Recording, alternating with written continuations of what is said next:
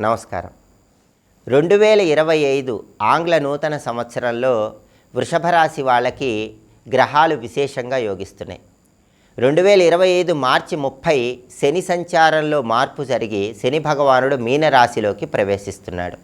అంటే వృషభ రాశి వాళ్ళకి లాభస్థానంలో శని సంచారం ప్రారంభమవుతుంది. కష్టానికి తగిన ప్రతిఫలం ఖచ్చితంగా లభిస్తుంది. మార్చి 30 తర్వాత నుంచి శని భగవానుడు వృషభ రాశి వాళ్ళకి విశేషంగా యోగిస్తున్నాడు. ఏ రంగంలో ఉన్న వాళ్ళకైనా సరే కష్టానికి తగిన ప్రతిఫలం ఖచ్చితంగా లభిస్తుంది. అలాగే 2025 మే 15 నుంచి గురువు వృషభం నుంచి మిథున రాశిలోకి మారుతున్నాడు. అంటే వృషభ రాశి వాళ్ళకి గురువు ధనస్థానంలోకి ప్రవేశిస్తున్నాడు. మే 15 తర్వాత ధనపరంగా వృషభ రాశి వాళ్ళకి చాలా అద్భుతంగా ఉంటుంది. ఆదాయ మార్గాలు పెరుగుతాయి, ఖర్చులు తగ్గిపోతాయి, వృత్తిపరంగా అత్యుత్తమ స్థాయికి ఎదగగలుగుతారు, కుటుంబ జీవితం ఆనందదాయకంగా ఉంటుంది. అలాగే 2025 మే 18 నుంచి రాహుకేతువుల సంచారంలో మార్పు జరిగిన తర్వాత వృషభ రాశి వాళ్ళకి రాహువు విశేషంగా యోగిస్తున్నాడు. ఎందుకంటే రాహువు 10వ స్థానంలోకి మారుతున్నాడు. రాహువు 10వ స్థానంలోకి మారటం వల్ల విదేశీయాన ప్రయత్నాలు వృషభ రాశి వాళ్ళకు అనుకూలిస్తాయి. విదేశాలకు వెళ్ళి చదువుకోవటం, ఉద్యోగం చేయటం, వ్యాపారం చేయటం ద్వారా మంచి ప్రయోజనాలు సిద్ధింపజేసుకుంటారు. అయితే 2025 మే 18 నుంచి కేతువు 4వ స్థానంలోకి ప్రవేశిస్తున్నాడు. అంటే కేతు బలం ఒక్కటే వృషభ రాశి వాళ్ళకి తక్కువగా ఉంది. 2025 మే 18 తర్వాత 4 ప్రధాన గ్రహాలలో దేవగురు బృహస్పతి యోగిస్తున్నాడు, శని భగవానుడు యోగిస్తున్నాడు, రాహు యోగిస్తున్నాడు. ఒక్క కేతువు మాత్రమే వ్యతిరేక ఫలితాలు ఇస్తున్నాడు. కాబట్టి ఈ సంవత్సరం వృషభ రాశి వాళ్ళు నవగ్రహాలలో 4 ప్రధాన గ్రహాల్లో కేతువుకు సంబంధించి ఎక్కువగా అర్చనలు చేసుకోవాలి.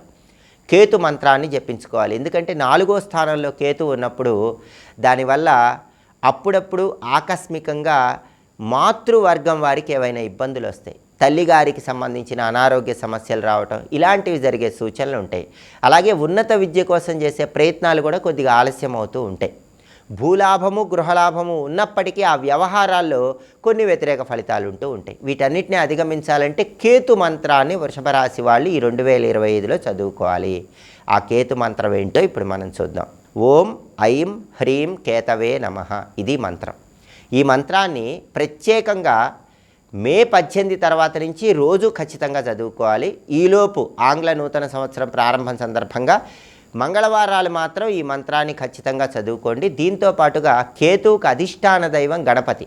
జ్యోతిష శాస్త్రపరంగా ప్రతి గ్రహానికి అధిష్టాన దైవాలు ఉంటారు. కేతువుకు అధిష్టాన దైవం గణపతి కాబట్టి రోజు ఓం గం గణపతయే నమః అనే మంత్రాన్ని కూడా 21 సార్లు పఠించుకోవాలి. 4 గ్రహాలలో 3 గ్రహాలు అద్భుతంగా వృషభ రాశి వాళ్ళకి యోగిస్తున్నాయి. ఒక్క కేతువే యోగించట్లేదు. కాబట్టి 2025లో కేతువుని ప్రసన్నం చేసుకోవటానికి వృషభ రాశి వాళ్ళు ఏ మంత్రాలు పఠించుకోవాలో ఇంకొకసారి చూద్దాము. మరి కేతువుకు సంబంధించినటువంటి ఓం ఐం హ్రీం కేతవే నమః అనే మంత్రాన్ని 21 సార్లు పఠించినట్లయితే మే 18 తర్వాత నుంచి ప్రారంభమయ్యే చతుర్థ కేతు దోషం నుంచి బయటపడవచ్చు. కేతువుకు అధిష్టాన దైవం గణపతి కాబట్టి ఓం గం గణపతయే నమః అనే మంత్రాన్ని పఠించుకోవాలి. ఇలా చేయటం ద్వారా ఉత్తమ ఫలితాలు కలుగుతాయి. అలాగే పరిహార శాస్త్రపరంగా కేతువు ప్రభావం శునకాల మీద పనిచేస్తుందని పరిహార శాస్త్రంలో చెప్పారు. కాబట్టి మంగళవారాలు శునకాలకు రొట్టెలు ఆహారంగా వేయటం ద్వారా కేతు దోషాల నుంచి బయటపడవచ్చు. అది కూడా రొట్టె ముక్క మీద కొద్దిగా నువ్వుల నూనె రాసి శునకాలకు ఆహారంగా వేసినట్లయితే ఈ కేతు దోషాల నుంచి బయటపడి సమస్త శుభాలను వృషభ రాశి వాళ్ళు అందిపుచ్చుకోవచ్చు. స్వస్తి.